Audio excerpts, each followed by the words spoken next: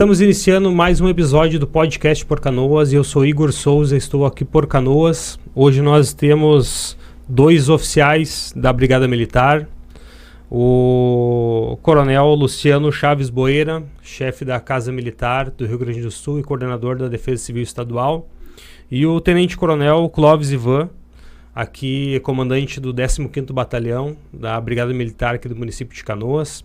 Então, primeiramente, gostaria de agradecer aos senhores por aceitarem o convite, né, de estar presente aqui conosco.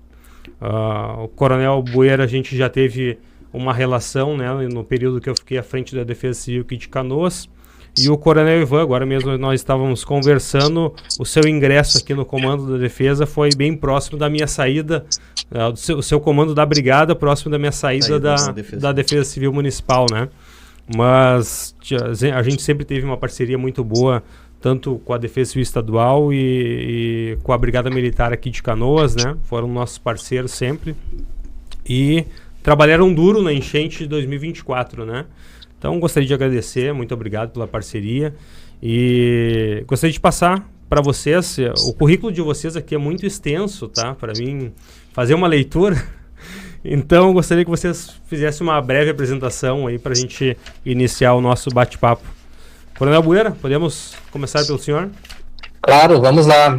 Inicialmente, Igor, agradecer a oportunidade, né, de participar contigo neste bate-papo, né, neste podcast. Uma satisfação ter conosco também o Tenente Coronel Ivan, que além de comandante do 15, é um grande amigo aí de mais de 20 anos, né, de Brigada Militar. Então, eu sou coronel da Polícia Militar, eu tenho 32 anos de serviço. A minha vida funcional, ela foi praticamente lidando com crises. Eu trabalhei entre idas e vindas aí por quase 15 anos no Batalhão de Operações Especiais, hoje Batalhão de Choque, né? E estamos acostumados assim neste ambiente de pressão, né, que envolve todo tipo de crise. Eu trabalho na Casa Militar, estou na Casa Militar desde o ano de 2017, né, melhor dizendo, onde fui chefiar uma das equipes, né, de segurança à época, governador José Ivo Sartori, e acabei permanecendo como subchefe de operações no primeiro ciclo de governo do Eduardo Leite. Trabalhei por 4 anos junto à subchefia de operações, que é responsável por fazer a segurança pessoal do governador, do vice-governador, dos seus familiares e dos palácios governamentais. E no segundo ciclo de governo, o governador Eduardo Leite me fez o convite, então, para liderar a Casa Militar, onde nós temos 3 subchefias, uma subchefia de operações, né, uma subchefia administrativa e a estrutura de proteção e defesa civil, onde o chefe da Casa Militar é o coordenador estadual de proteção e defesa civil. Fazendo, assim, uma biografia muito rápida, eu acho que essas seriam as principais informações, Igor. Obrigado, Coronel. Coronel Ivan, um pouquinho do seu currículo também aqui é extenso, eu ia ficar muito tempo fazendo a leitura. Bem rapidamente aqui saudar o Igor, saudar todos os seguidores aí do Por Canoas, saudar aqui o Coronel Boeira. Como bem disse, nós nos conhecemos há mais de 20 anos, tivemos uma oportunidade de trabalharmos junto no ano de 2023, né, e sempre foi uma pessoa que nós seguimos como exemplo, né, desde o nosso ingresso na academia e a nossa formação como oficial da brigada.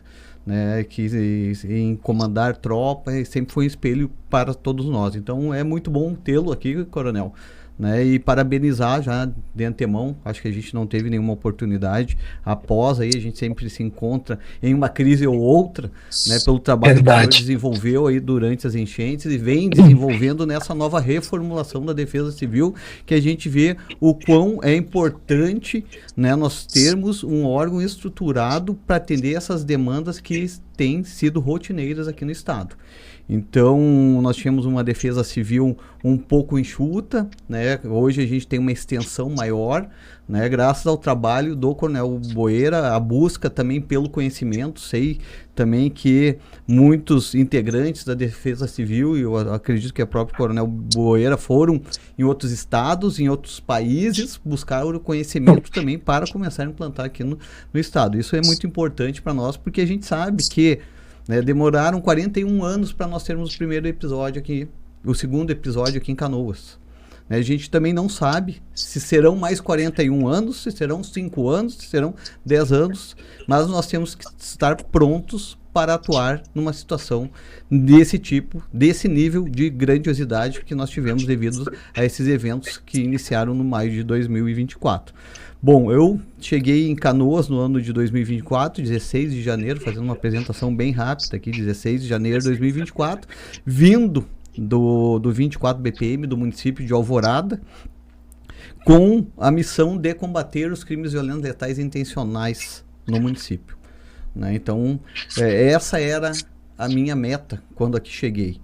Né? E nós tivemos, e sabedores, né, que nós temos em Canoas um primeiro trimestre de todo o ano muito complicado, vamos dizer assim, muito agressivo entre organizações criminosas. Né, nós pegamos, não diferente de outros anos também, esse primeiro trimestre com muitas mortes, né, decorrentes de organizações criminosas, ainda mas menores. Né, nós fechamos 2024 com uma redução, né, menor que dos outros anos anteriores, vamos dizer, dos 15, 16 anos que nós temos uma metodologia oficial de apuração, nós tivemos o segundo melhor resultado. Bom, superado esse primeiro trimestre, né, quando nós começamos a respirar no mês de abril, né, começamos a enxergar, conhecer, porque a nossa carreira ela foi, né, calçada em Porto Alegre. Né, praticamente todos, eu fechando 28 anos de brigada, meus 25 anos de brigada haviam sido na capital. Né, fomos pensados para Alvorada e após para Canoas começamos a conhecer um pouquinho, mesmo sendo vizinho de Canoas, muitas vezes nós conhecemos Canoas por onde? Pela BR-116 ou pela BR-448. Um trajeto. Não conhecemos a grandiosidade, e eu digo para muitos que chegam que não conhecem Canoas. Né, Canoas é a terceira maior cidade do estado. Né, e ela tem que ser vista dessa forma por todos os órgãos, por todas as secretarias. Né, e muitas vezes não é visto como o terceiro maior PIB do estado. Né? Então, e também segue também a questão da criminalidade. Bom, superado, né, o primeiro trimestre, conseguimos uma leve redução nos indicadores, principalmente dos crimes violentos letais intencionais, veio o mês de maio. O trágico mês de maio, né, em que nós tivemos que nos reinventar dentro do panorama que se apresentava aqui para o município, e aprender também durante aquela crise que estava instaurada. Né? E aí vem várias situações que nós vivenciamos na gestão, enfim, que a gente pode ir conversando durante o programa. Claro. Obrigado, Coronel. Coronel Boeira, 2023 e 2024 ficaram marcados na história do Rio Grande do Sul, né? E com eventos climáticos de grande magnitude. E como é que foi para a Defesa Civil Estadual lidar com esses episódios extremos? Né? Eu acredito que vocês tinham um número X de equipe, né? Tinham as Cripidecs ali. E como é que foi lidar para fazer acionamento das pessoas, né? Para que as pessoas chegassem, como houve bloqueios de rodovias, dificultou a questão de translados aí.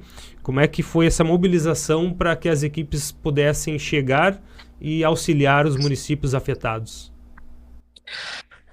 Olha, Igor, acho que é importante iniciar dizendo que agora no mês de julho, né, no dia 9 de julho, a Defesa Civil do Estado ela completou 55 anos, né, de história. Nós assumimos esse compromisso com o governador Eduardo Leite no dia 1º de janeiro de 2023, e de lá para cá aconteceram os maiores desastres, né, climáticos da história do Rio Grande do Sul. Nós tivemos, neste período, pelo menos 10 eventos extremos. Eu estou falando somente de eventos extremos, né? Nós não estamos considerando aqueles eventos menores, entre aspas, né? Como nós tivemos no mês de junho aqui no estado do Rio Grande do Sul. E logo que nós assumimos este compromisso, a primeira coisa que um gestor faz quando assume, seja um comando de batalhão, né, no meu caso, né, a Defesa Civil, faz um diagnóstico, né, para ver o que nós precisamos avançar. E de pronto nós identificamos que nós precisávamos modernizar as nossas estruturas, né? Mas que tipo? Todo tipo de estrutura. Modernizar os nossos recursos humanos, modernizar as nossas estruturas físicas. Nós identificamos que nós precisávamos fazer uma atualização das nossas áreas de alto e muito alto risco para os desastres naturais. Fizemos para alto risco, muito alto risco para inundações, para deslizamentos, né?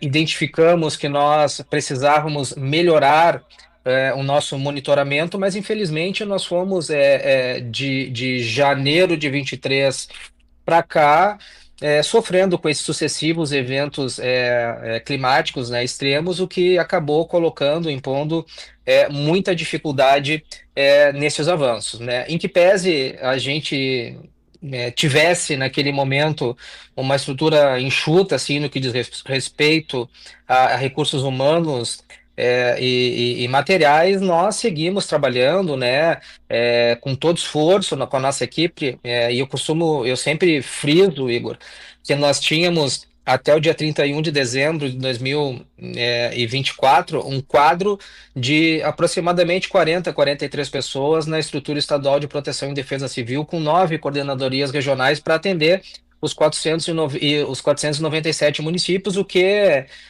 coloca um desafio a mais, né?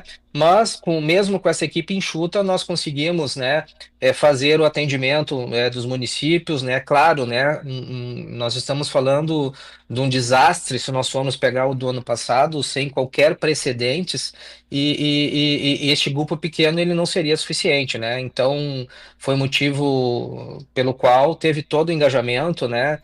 Desde das forças de resposta, das forças de segurança pública, das secretarias de Estado, o apoio, né, de forças federais para que nós conseguíssemos enfrentar esse desastre e preservar o maior número, né, de vidas possíveis. Infelizmente, né, esses desastres eles estão cada vez mais intensos, né, cada vez mais frequentes, e se nós pegarmos esses últimos 2 anos, de 1º de janeiro para cá, quando nós assumimos essa missão, 2023, nós tivemos 81 óbitos, né, relacionados a esses eventos extremos. Em 2024, foram 199 óbitos, né, 184 desses somente no desastre, nos meses de abril e maio, né? Então, diante de todo esse cenário, realmente tem sido um desafio muito grande para trabalhar, né, apresentando projetos para que a gente consiga não só diminuir esses impactos, mas especialmente diminuir o número de vidas que acabamos perdendo em razão de todos esses eventos, né? Mas tu falou em desafios, né? Os desafios que se apresentaram neste período, especialmente no ano passado, né? Nós estamos falando de um desastre que impactou em 95% dos municípios gaúchos, né? Isso significa dizer que nós estamos falando de 478 municípios dos 497, né? E como foi um evento, né, como nós já falamos aqui, sem precedentes, né, nós tivemos assim enormes dificuldades, né, no que diz respeito à logística das forças de respostas, né? Por conta de danos em rodovias, as equipes de resgate, elas tinham, em que pese as reuniões preparatórias para que os efetivos fossem lançados de forma antecipada no terreno, o evento superou qualquer expectativa e foi necessário que fossem alocados novos recursos, né? Mas como as estradas estavam colapsadas, nós não tínhamos condições meteorológicas para que esse apoio chegasse por via aérea, né? Foram sucessivos desafios que foram se apresentando, né, durante a gestão deste desastre, desafios no que diz respeito também à logística de ajuda humanitária, né, que nós tivemos uma demanda muito grande aqui no nosso centro logístico em Porto Alegre, e essas doações não conseguiam chegar até o interior do estado. Então nós tivemos que organizar a abertura de 8 centros de logística em diversas regiões do nosso estado para que essas comunidades que estavam sendo impactadas, elas não ficassem, né, sem alimentos, sem água. Né? Então, né, muitas comunidades foram isoladas, né, ou por pontilhões que foram levados, ou pela própria rodovia que acabou sendo danificada, que inviabilizava esse tipo de suporte terrestres. E o que muitas pessoas não sabem, Igor e Ivan, que é importante a gente frisar, nós estamos falando da maior operação de logística humanitária da história do Brasil, não é da história do Rio Grande do Sul. Né, nós recebíamos doações, né, existiu um movimento nacional e internacional de apoio ao Estado do Rio Grande do Sul, que quando isso aí se faz de forma organizada, fica mais execuível esta logística. Mas quando é um evento que tem a magnitude que teve, né, onde doações elas começam a chegar de todo o canto do Brasil e doações internacionais, chegando em aeroportos do Brasil inteiro, em portos, né, e essas estruturas precisando dar vazão a essas doações, trouxe, assim, no primeiro momento, quase que um colapso aqui em Porto Alegre, no nosso centro de logística, e foi o motivo pelo qual nós abrimos esses 8 centros, né, pelo interior do estado, e tivemos também que lidar com as pessoas que vinham para nos ajudar, que foram fundamentais naquele momento. Nós chegamos a ter diariamente mais de 3.000 pessoas trabalhando, fazendo todo esse recebimento, né, a triagem, né, a organização em cestas para que nós pudéssemos fazer a expedição desses itens para o interior do estado. Muitas carretas, né, quando faziam esse contato prévio conosco, nós já começamos a redirecionar para que nem passassem para o Porto Alegre, para que fossem diretamente para esses 8 centros que nós tínhamos distribuídos no interior do estado, né, com mão de obra, né, com apoio das Forças Armadas, para fazer, com apoio de voluntários, para fazer este recebimento, né, para fazer essa organização em cesta, para que nós conseguíssemos fazer chegar até as pessoas que estavam em situação de vulnerabilidade. Né? Então, é importante dizer, Igor, Ivan, que desafios não faltavam, né? E no meio de todo este ambiente, né, nós ainda tínhamos que lidar com aquelas informações falsas que circulavam, né, pelas mídias sociais, né, informações do tipo que a Defesa Civil estava represando alimentos, né, que tinham pessoas necessitando de cestas básicas, de água, e a Defesa Civil não distribuía, e como eram muitas pessoas que circulavam naquele ambiente, não tinha qualquer condição assim de nós fazermos um controle de pessoas com celular na mão, fazendo vídeos, desgarrando do setor onde estava desorganizado, que nós precisávamos desse apoio para organizar, para o setor onde estava organizado, que era a nossa expedição. Então saíam vídeos de toda ordem, além daqueles vídeos, né, daquelas informações, aquelas fake news de que em Canoas, por exemplo, tinham corpos boiando pela cidade, mais de 300 corpos foram vistos boiando. Então, desafios realmente não faltaram naquele momento, e com essa sinergia de todos os órgãos, né, o Rio Grande do Sul, ele não só se abraçou, né, mas como fomos abraçados, né, por todos, né, para que nós conseguíssemos sair daquela situação que eu espero que nunca mais a gente enfrente uma situação conforme nós vivemos o ano passado. Eu sempre digo, Igor, que a cada desastre, infelizmente, nós falamos do maior desastre da história do Rio Grande do Sul.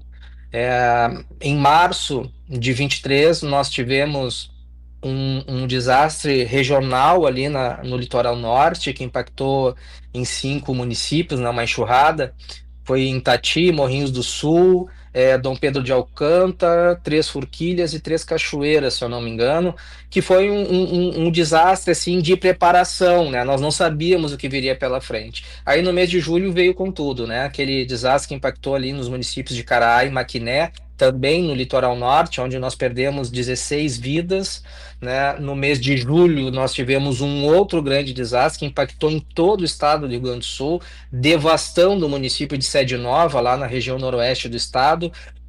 No mês de setembro, né, novamente voltamos a falar do maior desastre da história do Rio Grande do Sul, um desastre regional ali no Vale do Taquari, onde tivemos mais de 50 óbitos.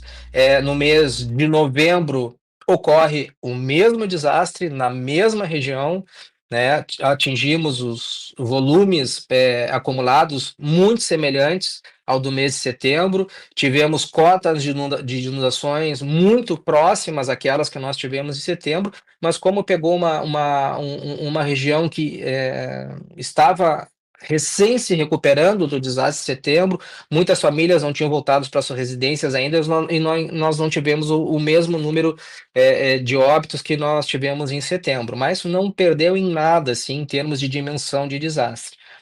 Vira o ano, em janeiro de 24, tivemos um grande evento que impactou especialmente aqui na região, em Porto Alegre, região metropolitana, quando nos meses de abril e maio nós tivemos, né, o maior de todas essas tragédias, né, mais de 180 óbitos, o que nos deixa realmente muito tristes, e reforço aqui que esperamos que nunca mais no nosso estado venha a passar por uma situação como essa. Eu estive lá em Roca Salles, lá quando aconteceu em 2023, e nós circulando nas ruas lá e imaginando assim, não, isso em Canoas jamais vai acontecer, né? Impensável. Mas tentando, imaginando ali como é que aconteceu o rio lá embaixo, a altura das avenidas lá em cima, e tu já tá na altura na avenida, e tu olha pra fiação de luz, um poste mais tantos metros de altura, com galhos lá em cima, um negócio impossível. E no ano seguinte... acontecer aqui na região, né? Nunca que a gente ia imaginar, né? Tu sabe, Igor, no mês passado nós recebemos uma visita de uma equipe da Defesa Civil da Itália, né, da Proteção Civil do governo italiano, onde nós fizemos um seminário internacional com eles na cidade de Bento Gonçalves. E eles pediram para conhecer algumas dessas regiões, né? Nós levamos essa equipe de 4 especialistas da Defesa Civil italiana no município de Bento Gonçalves para conhecer a realidade dos movimentos de massa que nós tivemos aqui, porque foi não vou dizer uma novidade, mas foi um desastre que até então nós não tínhamos, como ocorreu em 2024 aqui no nosso estado, né? Muitas vidas foram perdidas, soterradas em razão desses deslizamentos de encosta.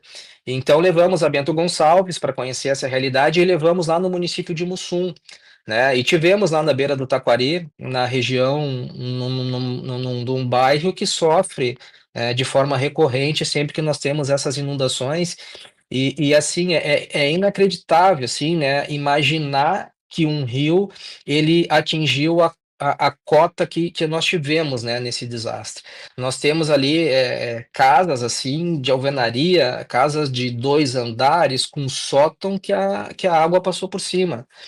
Um negócio assim que a gente não acredita, assim, sabe? E que já é a terceira vez que acontece em menos de um ano, né? Foi setembro, foi novembro, e agora em abril e maio não foi diferente. Sim, deixou locais sem nenhuma possibilidade de retorno das comunidades impossível. Que bairros foram não vão extintos, existir mais, exatamente, né? Não vão existir mais. Então, e o que eu pensava muito aqui em Canoas, né, durante esse período que nós tivemos essas enchentes, né, que o bairro Matias Velho não existiria mais, né, pelo aquilo que a gente viveu naquele momento, principalmente no momento de maio, né, do nível que chegou às águas, e era aquilo que tu falou há pouco, Igor. Era inimaginável nós estarmos dentro de um bote tendo que cortar fiação para poder passar ou se abaixar. Essas placas de identificação de trânsito que são altas, nós tínhamos que nos abaixar para não bater nelas. Sim. Era uma coisa inacreditável, né? A gente não reconhecia nada dentro do bairro. Então, coisas assim que não pode. E muitas forças que vieram de outros estados, né, forças policiais, após, né, eles andavam e não acreditavam. Eles só acreditaram que ocorreu aquilo porque eles viam as marcas nas residências, nos edifícios, né? Porque senão, olha, não, vocês estão brincando conosco, não é isso.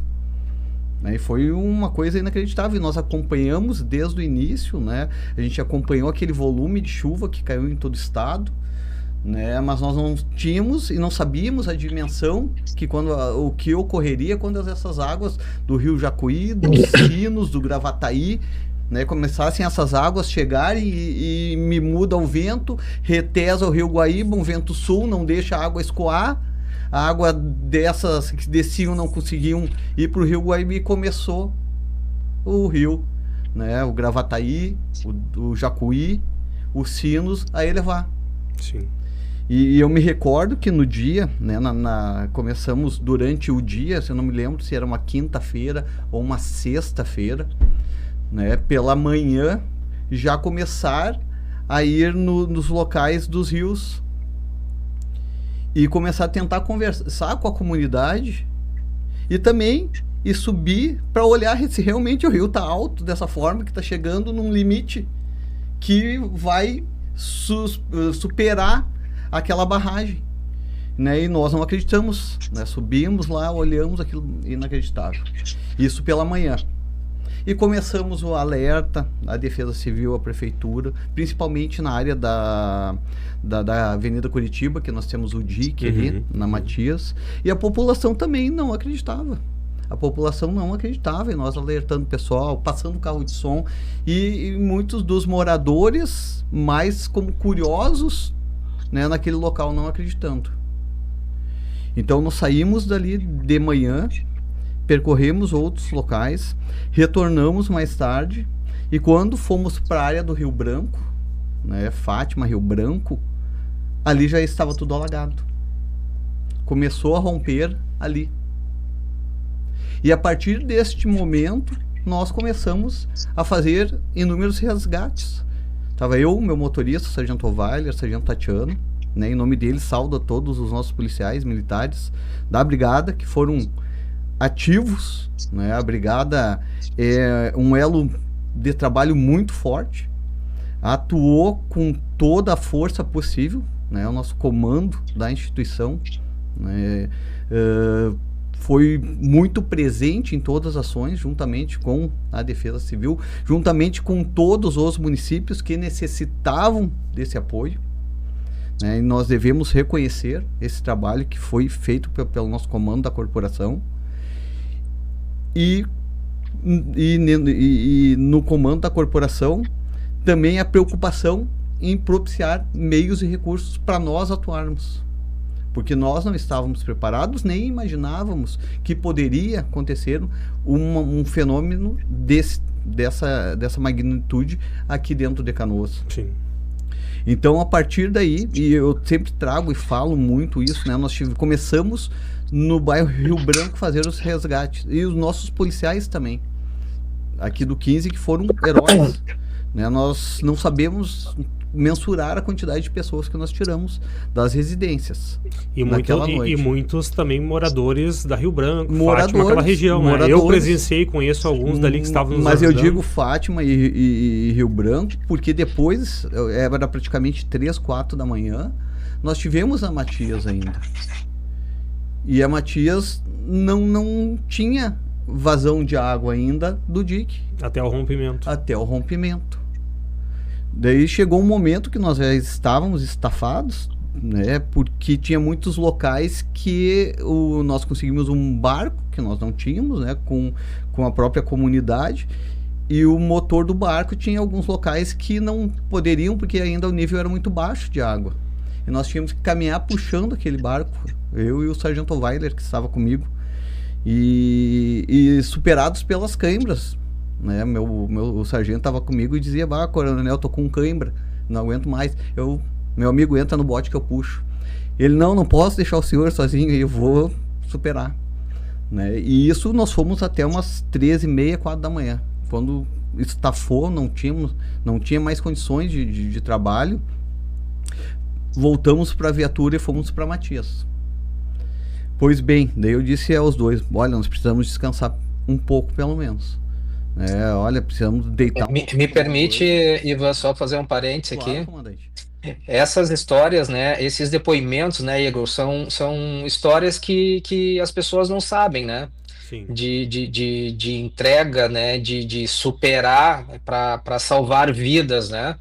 E é importante esse depoimento do Ivan, assim, para ver tudo que foi, assim, né? Porque para que as pessoas tenham compreensão do que realmente foi, né? De todo o envolvimento que teve, todo o esforço porque ali em Canoas foi muito rápido que a água subiu, né? Exatamente. Ninguém estava esperando, né? Então precisava agir, tinha que ser feito, né? E quando o Ivan coloca assim, né? Olha, nem sei quantas pessoas nós resgatamos naquele dia.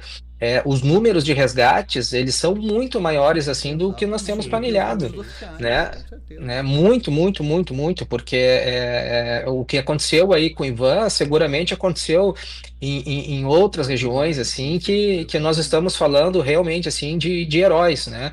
Pessoas que merecem, assim como nós costumamos dizer na caserna, a nossa melhor continência, né? Porque são histórias assim que se tu não dá essa oportunidade, Igor, para a gente vir aqui e falar histórias assim que as pessoas às vezes não acabam não ficando sabendo, né? E que aconteceram. Verdade, Nós verdade. estamos aqui, não Coronel Ivan, aqui nós estamos representando a brigada, né, o 15 BPM.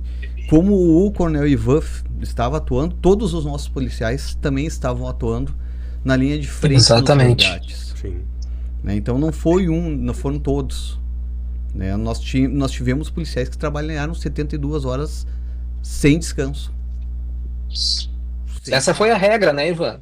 Exatamente. Isso que o coronel disse sobre Canoas que foi muito rápido na Matias. Eu tive às 3h30, 4 horas da manhã lá e não tinha. Voltei às 7 da manhã, 7 horas da manhã. E quando chego no viaduto da Matias, já tava a água já beirando o início do meio Sim. do viaduto. A comunidade tomou o viaduto, inúmeros resgates, e a gente olha aquilo, coronel, e o senhor bem sabe sobre como lidar numa crise, e eu, meu Deus, isso está tudo fora do que a gente aprendeu, né, nos nossos manual, né? Nos nossos manuais. E o que eu faço aqui? E um viaduto tomado de pessoas e todo mundo querendo ajudar. Sim. E todos querendo ajudar. E o que eu vou fazer nesse momento? Eu, como comandante do 15, como brigada militar, eu vou ter que tomar a frente daquele momento. E nós temos um compromisso, né, inclusive com as pessoas que querem ajudar e não são preparadas para aquele tipo de atividade. Tem que zelar também as pessoas que estão ali, né? Exatamente. Né, as pessoas querendo fazer alguma coisa, que precisava agir naquele momento. E muitas pessoas não têm esse preparo, né, esse conhecimento técnico para lidar com esse tipo de situação, mas queriam agir. Ajudar, né? Então, temos todo esse compromisso com essas pessoas também, né? Exatamente. Então, a partir daí, né, a gente se depara com aquela cena, né, e já, meu Deus, o que nós vamos fazer para organizar num primeiro momento, né, para poder ajudar a retirar essas pessoas, né, e não colocar essas demais pessoas que estão querendo ajudar em risco. Sim. E nós chegamos lá, tinham pessoas dentro da água. Né, os barcos vinham, as pessoas começavam a puxar. Fizeram uma corrente humana. Né? Então, e lá nós vivenciamos com pessoas que também, não só nós, né? Nós principalmente, porque nós temos o dever e a obrigação de agir, mas pessoas, por isso viramos 72 horas, não só pelo dever e obrigação, mas outras pessoas da comunidade também permaneceram todo esse período ajudando. Então nós temos dentro das comunidades, não só em Canoas, em todo o Rio Grande do Sul e em todo o Brasil, porque nós tivemos muitas pessoas de fora, sim, de outros estados aqui nos ajudando também, né, com esse compromisso de resgatar e ajudar as pessoas a salvar verdadeiros heróis, né, dentro da nossa comunidade. E isso nos motiva cada vez mais a trabalhar. Né, toda essa dificuldade que nós enfrentamos e vivenciamos, talvez tenha sido um dos maiores desafios. E eu dizia lá no início, eu vim para cá com o intuito de reduzir a criminalidade na questão de homicídios, latrocínio, mas em maio já me deparo com uma outra situação inimaginável, né, que nós não estávamos preparados, nós tivemos que nos reinventar. E eu digo que nos 4 primeiros dias a nossa maior preocupação era salvar vidas. Salvar vidas. E começa as fake news. Então, nesse dia que eu vou para Matias, quando eu chego na Matias, meu comandante na época do comando, da época, Coronel Gonçalves, comandante regional, hoje é o Coronel Santos Rocha, me liga: Ivan, o prefeito acaba de dar uma entrevista que tem 8 pessoas mortas no HPS. Eu preciso confirmar se é verdade. E nós sem bote, nós sem equipamento, sem barco, né? E recordo como fosse ontem, né? E eu, como membro da brigada, como um policial militar, o policial militar, né? O que eu vou fazer? Peguei um barco de alguém da comunidade e disse para ele: meu amigo, não, eu preciso ir no HPS. Isso no caminho, uma sargento que estava no isolamento já entra no barco comigo e nós vamos pro HPS. Chegando no HPS, nós estamos com a água pela cintura. Daí entramos no HPS, daí eu disse para esse indivíduo que nos guiou até o local: permanece aqui que eu vou ver com os médicos o que está acontecendo, coronel, para verificar a nossa prioridade de resgate. O que nós vamos fazer? Quantos pacientes tem internado? Só que ali, como é um prédio, toda a comunidade se refugiou para ali. Sim. Daí nós conseguimos entrar, já fui direto no diretor. Quem é o diretor do hospital? Quem são os médicos responsáveis? Daí os médicos olharam para mim e deram: graças a Deus tu tá aqui. O que nós fazemos? Eu: não, meu amigo, não é, tu tem que me ajudar. Quem é que nós tiramos primeiro? Eles me disseram: coronel, quem é que nós tiramos primeiro? Eu: não, vocês têm que me dizer quem são os primeiros, quem tem risco de morte. Eu me lembro que eu tenho 8 pacientes que estão entubados, em coma. Desses 8, eu tenho 2 que já estão com morte cerebral. Organizamos a saída. Vamos sair. E isso, quando nós chegamos de manhã, 7h30 da manhã. Isso, o nível aumentando, né? E lotado e muita gente ajudando também lá dentro. Daí, quando organizamos a primeira saída em maca, porque nós tínhamos que levar o paciente na maca, nós tínhamos que levar o tubo de oxigênio, nós tínhamos que levar um enfermeiro para ir prestando apoio durante todo esse deslocamento. Que é uma coisa é nós deslocarmos de carro do HPS até o viaduto, outra coisa é nós deslocarmos de barco. Então nós tínhamos ali cada deslocamento no mínimo 15 e 20 minutos. E aquele primeiro que nós pegamos, aquele integrante da comunidade que nós dissemos: meu amigo, me espera aqui, e nós já descendo com a maca, com o paciente, com um tubo de oxigênio, quando saio para olhar na rua, onde é que está o barco com o indivíduo. O barco tinha ido embora, nos deixou ali. E nós sem meios nenhum ali. E o que eu faço agora? E tem coisas assim que é por Deus, né? Que a gente não... né? Sempre tem alguém olhando por nós. Sim. Saio na rua e enxergo 2 policiais militares. Inclusive, eles estavam de férias à época, passando com um barco para fazer outros resgates. E eles não me enxergaram, comecei a subir, a gritar, eles me viram. E vieram. Eu: tá, não, meu amigo, vem que tu vai nos ajudar. E aí nós começamos a tiramos essas pessoas, essas 5 primeiras pessoas, né, que estavam nessa situação, e levamos para o viaduto. Né? Após, daí, e até repassar a informação para a comunidade, para a questão do governo, para a questão do comando da brigada também, que não tem ninguém morto. Ninguém morreu no HPS. O que nós temos eram 8 pessoas que estavam em situação de risco. Sim. Que das 8 pessoas nós já tínhamos 2 com morte cerebral. E aí nós fizemos resgate, depois veio o apoio de helicópteros, começou essa coordenação, e aí nós começamos a fazer a retirada do HPS. E chegou no momento também, no HPS, nós chegamos com água na cintura. E daí a porta do HPS, quando nós saímos, né, o vão de cima da porta, né, nós tínhamos ali uns 30 centímetros para passar, porque a água subiu muito rápido. Praticamente um corpo numa maca. Muito rápido mesmo, passava ali. E muita gente ajudando. Eu olhei para sargento, né, que estava comigo no dia, e disse, olha, é o momento de nós sairmos. Nós não temos nenhum barco, nós não temos o primeiro barco que vier agora para cá, né, quando o nosso pessoal ia, levava e retornava. Nós vamos acompanhar junto. Vamos, porque em determinado momento esses primeiros dias foram só de salvamento de vidas. E nós estávamos preocupados em salvar vidas. Mas nós também precisávamos, após, começar a fazer a gestão de todos os recursos que eram aportados aqui e que nós precisávamos empregar no terreno também para propiciar também uma segurança para o município. Sim. Tanto dentro das áreas alagadas, quanto na área que estavam secas. Porque teve momentos de caos, né? Exatamente. E tu controlar uma população que perdeu tudo. Que está saindo lá do meio de um alagamento. A sua casa, ele sabe que eu perdi tudo. E tu colocá-la dentro de uma sociedade.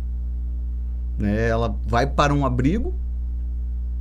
Né? Em Canoas foram abertos mais de 100 abrigos. Sim. E nós conseguimos fazer o policiamento nesses 108 abrigos abertos.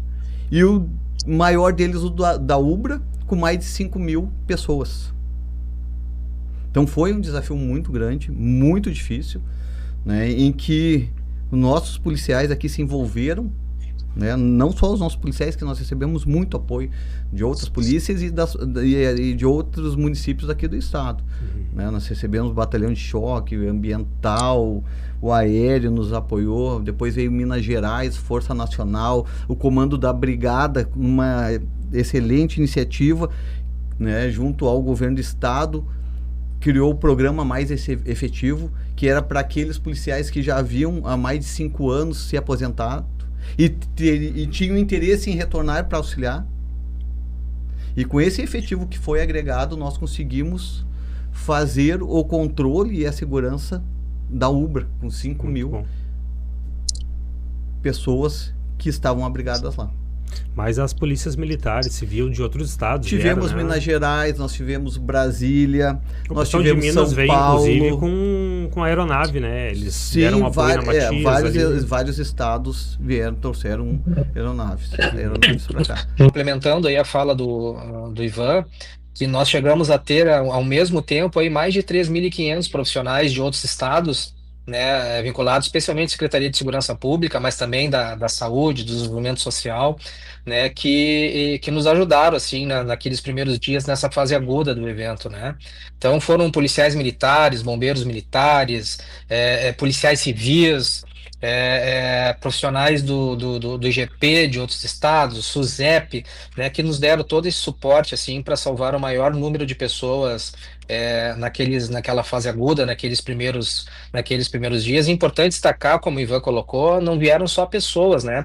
Essas instituições, elas mandaram, além de pessoas, né, toda a sua capacidade de recursos materiais, também recursos logísticos, como viaturas, barcos, botes, aeronaves, né? Nós tivemos aqui dezenas de aeronaves que vieram nos apoiar, né, diante de tão grave, tão complexa que foi essa operação de resgate, né, de busca de pessoas naqueles primeiros dias deste evento. Sim.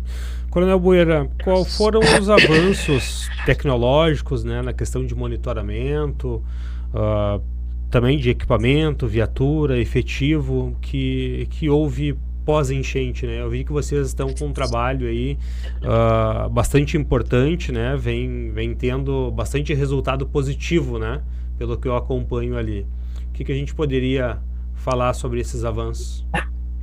Tu sabe, Igor, que essa é uma das perguntas que eu mais respondo, assim, toda vez que eu tenho oportunidade de conversar com qualquer veículo, assim, de comunicação, né? E se acontecesse de novo, né? O que mudou de 2023 para cá? O que mudou de 2024 para cá? Eu afirmo, assim, que nós tivemos muitos avanços, né? E importantes avanços se nós formos pegar de 2023 para cá. Como eu falei logo no início da nossa conversa, logo que nós assumimos esse compromisso com o governador Eduardo Leite, nós fizemos, assim, um diagnóstico daquilo que nós precisávamos melhorar. né? E vou pegar aqui, por exemplo, esse radar que nós temos instalado aqui em Porto Alegre, hoje, que atende não só Porto Alegre, mas toda a região metropolitana aqui do nosso estado, e vai além disso, inclusive, né? Essa tecnologia, ela deveria, por força de contrato, monitorar um raio de 150 quilômetros para tempestades severas. E hoje, este equipamento devidamente calibrado, nós observamos aí que ele está enxergando o centro do estado, pega a região da Serra, região dos vales, pega parte da região sul do nosso estado. Então foi um investimento, né, de 26 milhões de reais que hoje está dando o seu retorno, né? Esta contratação, ela nasce antes mesmo do desastre de setembro, né? Só que como nós fomos patrolados por estes eventos de junho e julho para cá, nós acabamos conseguindo assinar este contrato em dezembro de 2023, ou seja, depois do desastre de setembro e novembro de 2023, e este radar foi instalado em agosto de 24, ou seja, depois do desastre que nós tivemos em abril e maio de 2024. Então, eu posso dizer que esse foi o primeiro grande avanço. No pós-desastre de maio de 24, nós apresentamos ao governador Eduardo Leite o projeto do Programa Estadual para Redução de Riscos e Desastres. Este programa, né, ele foi pensado a partir de 3 pilares, né, que nós identificamos que nós precisávamos melhorar o nosso corpo técnico, nós precisávamos modernizar a nossa legislação e nós precisávamos melhorar a nossa infraestrutura de proteção e defesa civil. Uma vez dado o ok pelo governador, né, deste programa, né, estadual, nós conseguimos aprovar por unanimidade na Assembleia Legislativa do Estado no mês de agosto a criação de novos cargos para a nossa estrutura estadual de proteção e defesa civil. Como eu falei anteriormente, nós tínhamos em torno de 40 a 43 pessoas. Conseguimos aprovar na Assembleia a criação de novos 102 cargos, que foi sancionado pelo governador Eduardo Leite no final de 2024. Nós conseguimos, no final de agosto de 2024, mas essas pessoas, por força de legislação, elas poderiam começar a serem mobilizadas pela Defesa Civil a partir de 1º de janeiro deste ano.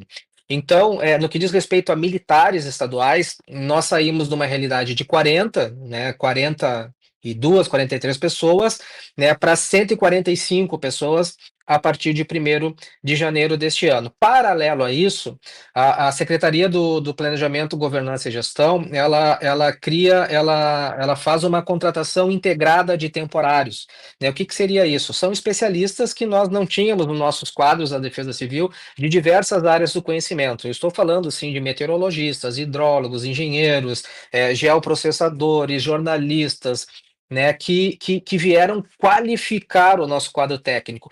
Obviamente que nós tínhamos uma empresa, e ainda temos, né, uma empresa contratada que presta o serviço de monitoramento hidrometeorológico no estado, né, mas da Defesa Civil do estado nós não tínhamos esses profissionais.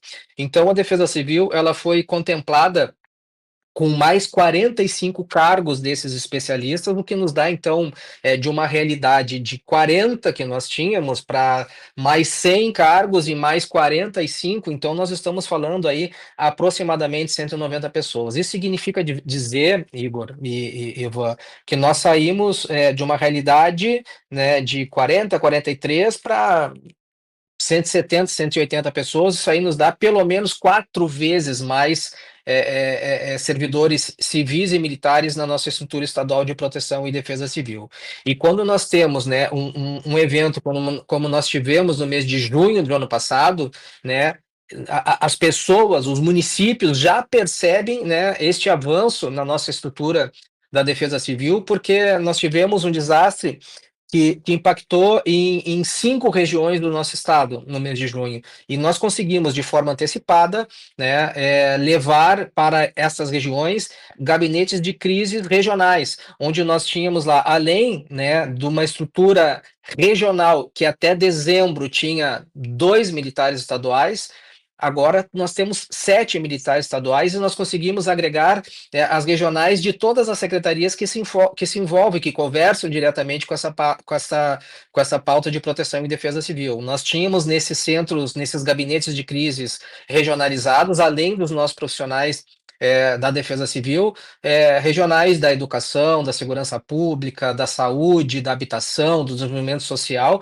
para que, em conjunto com os municípios, nós conseguíssemos fazer a melhor preparação para esse desastre. Infelizmente, desastres nós não conseguimos evitá-los, né? Mas nós conseguimos sim nos organizar melhor, nos prepararmos melhor para que a gente consiga fazer o enfrentamento desses desastres. Então, tivemos, né, um segundo avanço, além da contratação deste radar, a melhora, né, o incremento do nosso corpo técnico. Nós precisávamos também, né, ter uma legislação sólida, né, e conseguimos apresentar para o governador a minuta da lei complementar, né, hoje já sancionada, né, que diz respeito à nossa política estadual de proteção e defesa civil, né? Esta política ela foi sancionada pelo governador ainda em 2024, em dezembro, no dia 27 de dezembro de 2024, uma lei que foi aprovada por unanimidade também na Assembleia Legislativa do Estado,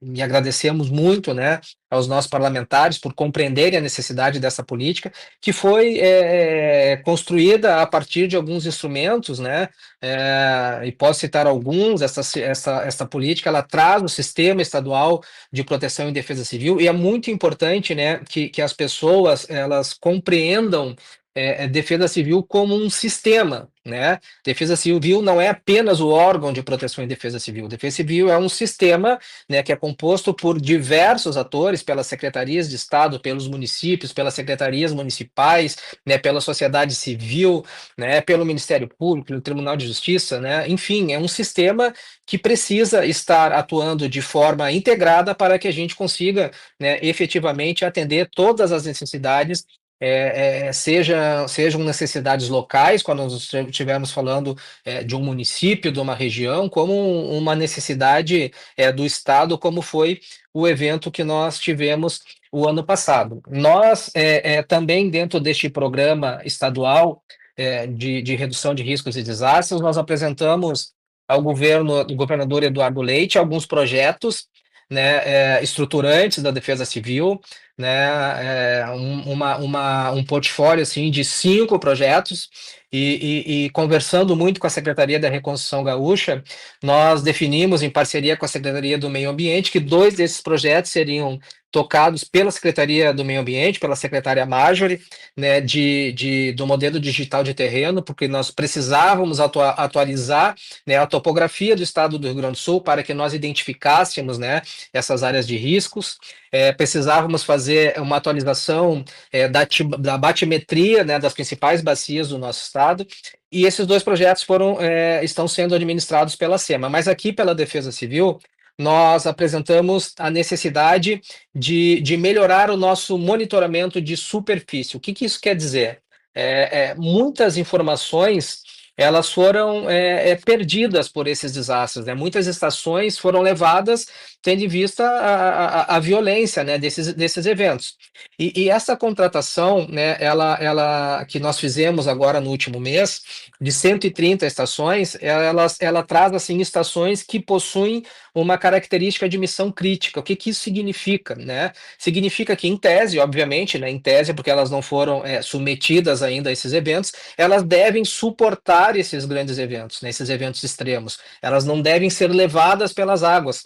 E ao mesmo tempo que elas têm essa capacidade, elas têm uma redundância, né, tanto na alimentação, né, por bateria com redundância, né, por energia, né, por sensores solares, né, e também uma redundância na emissão de dados, né, o que é muito importante, né, ela precisa não ser levada pelas águas, mas ao mesmo tempo ela precisa, né, levar a informação, né, nowcasting, que nós chamamos...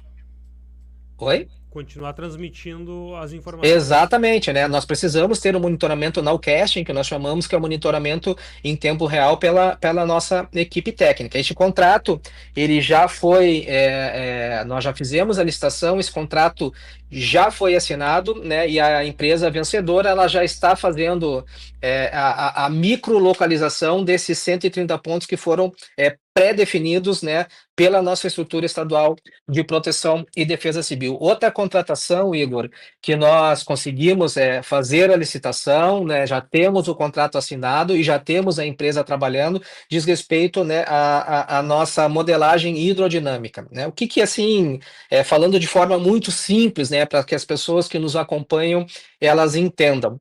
O modelo hidrológico utilizado, né, pela Defesa Civil do Estado até atualmente, porque a nova contratação não está em operação ainda, ela é a modelagem de grandes bacias, o modelo de grandes bacias. O que isso significa dizer?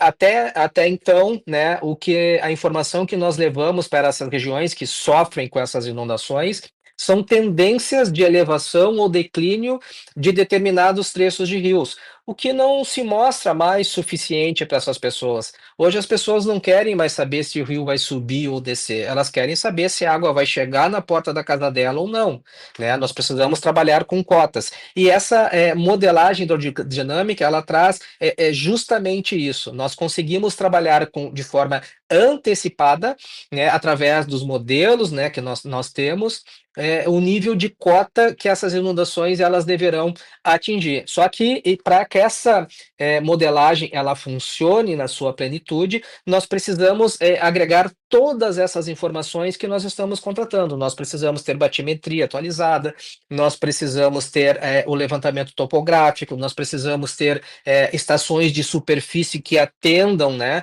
especialmente essas regiões que sofrem com esses desastres naturais, né? Precisamos saber informações de radares, que é uma outra contratação que nós estamos fazendo aqui pela Defesa Civil. O Estado do Rio Grande do Sul, hoje, ele tem a cobertura de radares do Departamento de Controle de Espaço Aéreo da Aeronáutica, né, que é o DCEA. São 3 radares que monitoram aqui o Rio Grande do Sul, um em Canguçu, outro em Santiago, e o outro Santa Catarina no Morro da Igreja. Mas esses radares, eles têm o objetivo assim de monitorar tempestades que possam, né, trazer algum impacto no tráfego aéreo. Não são radares assim para o monitoramento de tempestades severas, que é a nossa realidade. Então nós conseguimos finalizar a nossa licitação agora nos últimos 10 dias, né? Temos uma empresa vencedora, agora nós estamos na fase ali de julgamento de recursos, e o Estado do Rio Grande do Sul está adquirindo, então, 3 radares, mais 3 radares, né, banda S, que são diferente desse radar já contratado, né, que tem um raio de cobertura de 150 quilômetros para tempestades severas. Esses 3 radares, eles têm um raio de cobertura de 450 quilômetros, né? Então, nós teremos esses raios de cobertura assim sobrepostos, o que vai deixar o Rio Grande do Sul, e falo isso sem medo de errar, como o estado que terá o melhor monitoramento meteorológico do Brasil, né? Serão 4 radares potentes, né? 3 radares banda S, além desse radar banda C que nós temos aqui em Porto Alegre, no Morro da Polícia, que faz todo esse monitoramento aqui da região metropolitana. Trabalhamos ainda, Igor e Ivan, em projetos, né, que irão simbolizar todo esse investimento. Será o símbolo da resiliência do nosso estado, que é o Centro Estadual de Gestão Integrada de Riscos e Desastres, né? Nós temos esses projetos em andamento, né? O do Centro Estadual já tem os anteprojetos praticamente finalizados. Nós estamos trabalhando agora na orçamentação para que a gente consiga levar à licitação. Será um prédio que ficará localizado aqui na Avenida Ipiranga, em Porto Alegre, onde funcionava antigamente a CE, né, a antiga CE, Companhia Estadual de Energia Elétrica, onde nós temos ali o prédio do Centro de Gestão Integrada de Risco e Desastre e o nosso Centro de Logística, né? Nós temos uma parceria, né, do BNDES, que nos acompanha no desenvolvimento desse projeto, e temos aí a expectativa de que vá à licitação até o final deste mês, início do mês de setembro, para que a gente consiga entregar este prédio até o final do próximo ano, né? Então é um projeto assim ousado, mas nós temos profissionais aqui da Coordenadoria Estadual de Proteção e Defesa Civil trabalhando de manhã, de tarde, de noite, horário que for necessário para que a gente consiga fazer a entrega do centro estadual. E trabalhamos, Igor, para finalizar, assim, no que diz respeito ao que já mudou e onde nós vamos chegar, né? Uma equipe também trabalhando nos projetos dos Centros Regionais de Proteção e Defesa Civil. Nós vamos construir 9 centros regionais nas nossas 9 sedes de regionais de proteção e defesa civil. Esse projeto ele deve iniciar por 4 regionais que nós estabelecemos como prioridades, mas não que as outras regiões não sejam, né? Nós pegamos o caminho das águas, né? As regiões que sofrem de forma recorrente com essas inundações, pegando do centro do estado em direção à região metropolitana e região sul. Então nós teremos o primeiro deles na cidade de Lajeado, né? Da nossa CREPDEC 8, que nós chamamos, porque é a Coordenadoria Regional de Proteção e Defesa Civil número 8, teremos um na CREPDEC 9, que é em Caxias do Sul, na região da Serra, uma na região central do estado, na CREPDEC 13, em Santa Maria, e uma regional na CREPDEC 4, que é da região sul, no município de Pelotas. Igor, se tu deixar, eu falo até amanhã de manhã, assim, do que nós temos trabalhado nesses últimos meses, assim, para cumprir este compromisso que nós assumimos de entregar no final da nossa missão aqui, que se encerra no final do ano que vem, né, em dezembro do ano que vem, nós temos esse compromisso e a ordem do governador Eduardo Leite de que a Defesa Civil do Rio Grande do Sul, depois de tudo que nós passamos nesses últimos 2 anos, seja um exemplo, né? Seja um exemplo. Então, todos os projetos que foram apresentados foram validados pelo governador Eduardo Leite e nós temos o compromisso, né, com o governador, né, o governo com o povo gaúcho, de que nós tenhamos assim uma estrutura no final do próximo ano que nós não tivemos durante esses desastres que o estado do Rio Grande do Sul enfrentou nesses últimos 2 anos. Perfeito, Coronel. Estamos encaminhando aqui para o final. A gente tem pauta para debater e vamos ter mais oportunidades, com certeza, porque é uma pauta muito importante e a gente não conseguiu concluir toda a nossa dinâmica aqui. Com certeza a gente vai marcar uma posterior aí. Então, primeiramente, agradecer aos senhores por deixar esse tempinho reservado para esse tipo de pauta, né? Mesmo se passando todo esse tempo, mas é uma pauta importante para mostrar para a população, né? Todas as instituições que estavam ali lado a lado, salvando vidas, mesmo pessoas afetadas, né? Com familiares afetados, estruturas de serviço afetadas, mas estavam ali estendendo a mão para a população gaúcha, né? Então, muito obrigado. O podcast a gente está finalizando os 10 primeiros episódios focados, né, com a pauta da resiliência do município e do estado, e vamos dar continuidades em outras pautas, né, porque a enchente passou, mas a reconstrução a gente ainda precisa, a gente precisa cuidar das pessoas, né, tem pessoas que estão ainda em casas de passagem, né, até que o estado volte 100%, e a gente torce que não aconteça novamente aqui no estado, né? Então, muito obrigado aos senhores.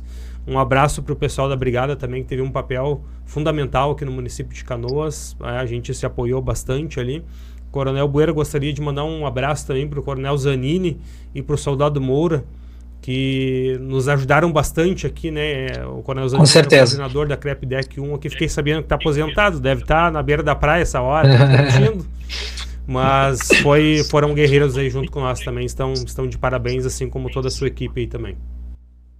Igor, muito obrigado, né, por tuas palavras, né, vou transmitir o teu agradecimento para o Zanini, que agora deve estar tomando um chimarrão em casa, comendo churrasco um pouco mais tranquilo, né, mas eu tenho a certeza que ele não deixou, em nenhum momento vai deixar de vestir esse jaleco, né, laranja.